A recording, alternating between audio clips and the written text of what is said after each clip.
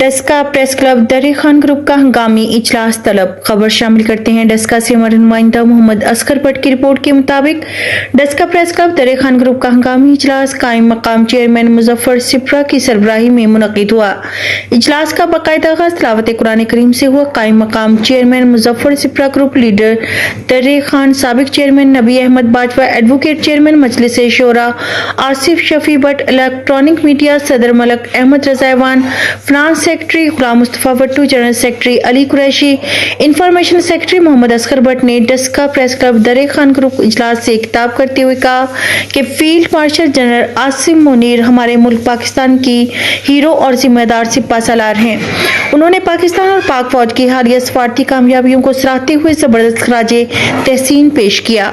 असगर भट्ट ने पाकिस्तान की कामयाबी खारजा पॉलिसी को सराहा। उन्होंने कहा कि पाकिस्तान ने एक जिम्मेदार और अमन पसंद रियासत के तौर पर आलमी सतह पर अपना मस्बत किरदार अदा किया है, जिसके नतीजे में मशरिक़ वुस्ता में जारी कशीदगी के खात्मे की राह हमवार हो रही है। उन्होंने कहा कि अल्हम्दुलिल्लाह क़याम अमन के हवाले से पाकिस्तान को अल्लाह ताला ने एक बड़ी कामयाबी से नवाजा है।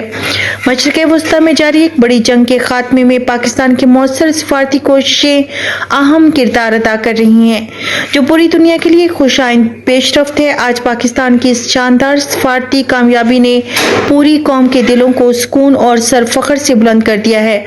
उन्होंने कहा कि ईरान अमेरिका मुज़ाकरात के मस्बत नताइज आलमी अमन के क़याम में संगे मील साबित होंगे और दुनिया में अमन का एक नया बाब खुलने जा रहा है। अब तक के लिए इतना ही। मज़ीद खबरों और अपडेट्स के लिए देखते रहें वक्त से बोल।